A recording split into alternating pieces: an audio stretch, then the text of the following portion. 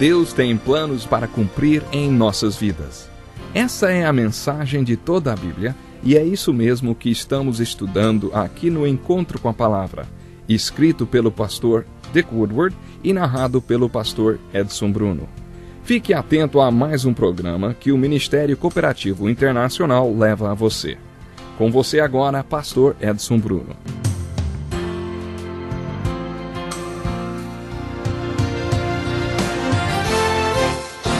Olá, seja bem-vindo a mais um Encontro com a Palavra. É um prazer contar com a sua participação em mais um Encontro com a Palavra.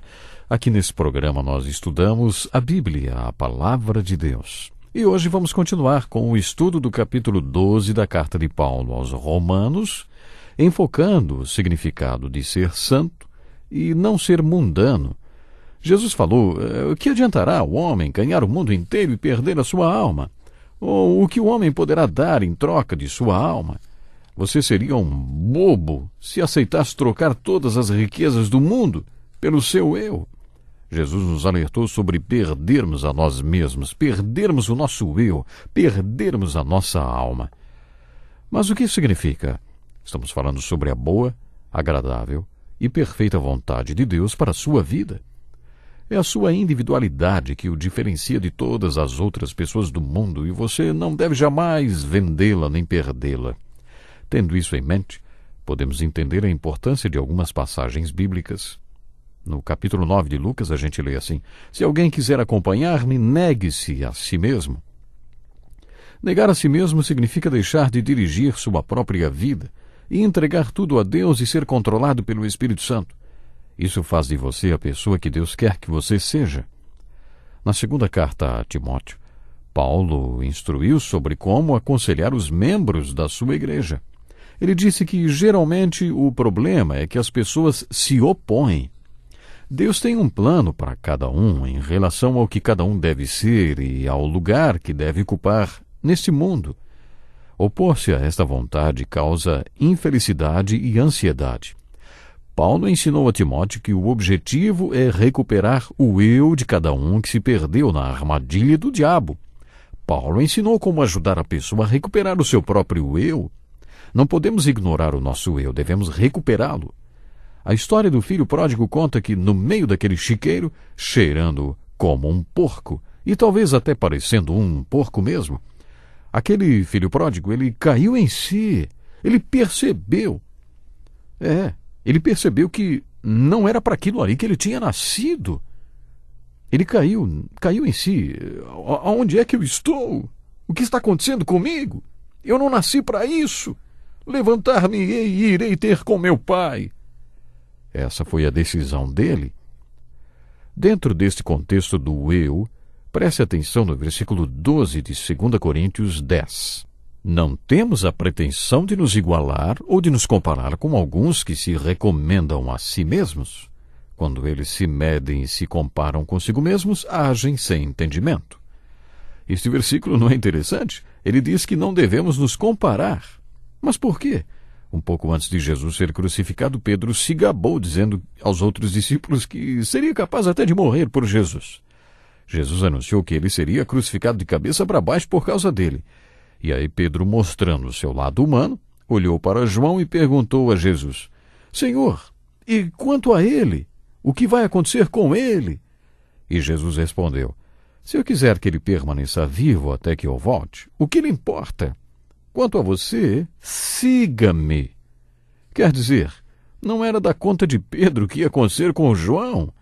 Pedro não deveria se comparar a ele. Por que a gente não deve se comparar, hein? Bom, se somos únicos e diferentes de todo o resto do mundo, como descobriremos a vontade de Deus para nós se nos compararmos com as outras pessoas? Comparar-se implica em se considerar igual a outra pessoa, ou querer ser igual. Por isso a Bíblia nos ensina a não nos compararmos com ninguém, segundo esse versículo de 2 Coríntios. Alguns versículos da Bíblia não são bem interpretados. Jesus resumiu a lei com 2 mandamentos. Ame o Senhor, o seu Deus, de todo o seu coração, de toda a sua alma, de todas as suas forças e de todo o seu entendimento. E ame o seu próximo como a si mesmo. Isso quer dizer que devemos amar a Deus, ao próximo e a nós mesmos. Não quer dizer que cada vez que passarmos diante de um espelho, devemos parar e reverenciar a nossa imagem e dizer, eu me amo, eu me amo. Não é isso que significa amar-se. Amar-se a si mesmo significa aceitar e amar o que Deus ama. Quer dizer, você concorda com Deus que você tem valor, porque foi por você que Jesus morreu na cruz. No versículo 2 de 2 Coríntios 4, Paulo vai um pouco além e diz que depois de sermos transformados, nascidos de novo e estarmos em união com Cristo, assistidos pelo Espírito Santo e sermos a pessoa que Deus quer que sejamos, aí então podemos nos recomendar à consciência de todos diante de Deus. Ou seja, podemos dizer, o que vocês acham disso? Não é um milagre? Eu não fiz isso, Deus fez. Não é maravilhoso que Deus opere um milagre desses através de um simples mortal como eu? Devemos ter uma perspectiva correta sobre nós mesmos.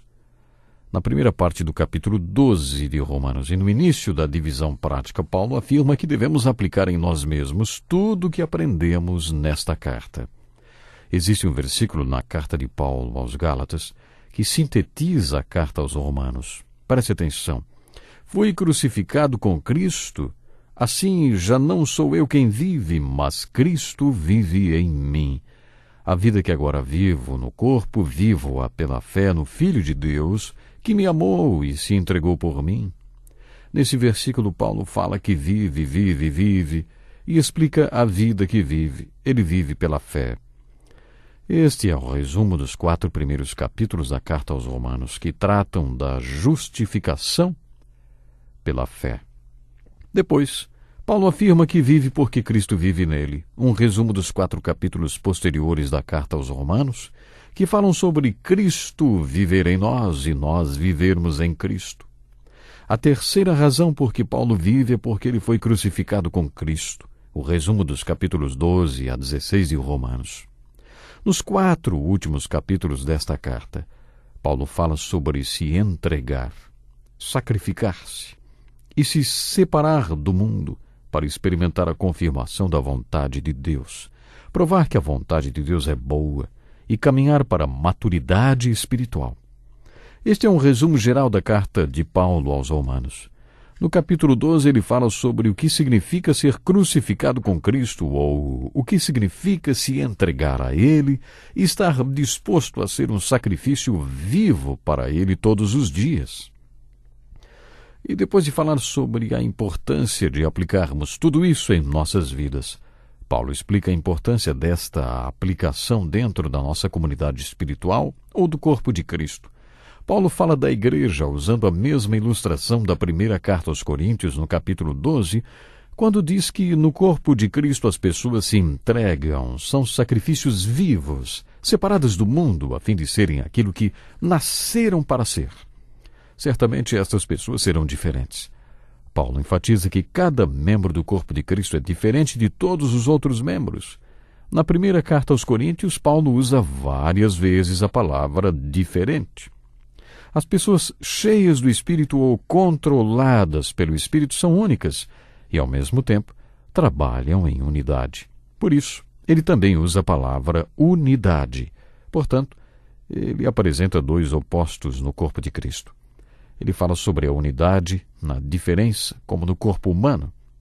Assim como o corpo é uma unidade, embora tenha muitos membros, e todos os membros, mesmo sendo muitos, formam um só corpo, assim também com respeito a Cristo. Apesar de diferentes, todos os membros do corpo funcionam coordenados em unidade, porque todos são controlados por uma só cabeça e cérebro. Paulo afirma que é assim que o corpo de Cristo deve ser. Por isso, é um pecado terrível um membro do corpo de Cristo dizer para outro ser igual a ele. Paulo afirma, há diferentes tipos de dons, mas o Espírito é o mesmo. Se 2 pessoas fossem iguais dentro do corpo de Cristo, uma delas seria desnecessária. Mas todos são diferentes dos outros e, por isso, todos necessários. Isso quer dizer que não temos os mesmos dons espirituais. O Espírito Santo concede diferentes dons e, por isso, há diferentes funções.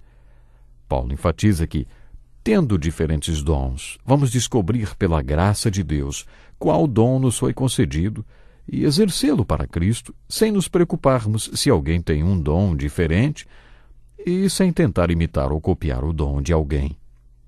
Caso contrário, perderemos a nossa peculiaridade e não poderemos dar a nossa contribuição especial dentro do corpo de Cristo. Por isso, nunca devemos fazer as pessoas pensarem que, se forem cheias do Espírito, terão exatamente os mesmos dons e a mesma função que nós temos. Isso arruinaria o funcionamento do corpo. Paulo fez uma ilustração dizendo assim: o olho não pode dizer à mão, não preciso de você, nem a cabeça pode dizer aos pés, eu não preciso de vocês.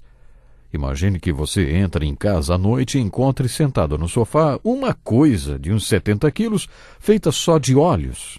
Não seria um corpo, seria um monstro. E se esses olhos piscassem, você sairia correndo. Paulo quer enfatizar que não devemos querer fazer do corpo de Cristo um monstro, onde todos são iguais, uns tentando ser iguais aos outros. Busque a Deus e descubra quem você é e quais os dons Ele lhe deu. Depois coloque seus dons para funcionar.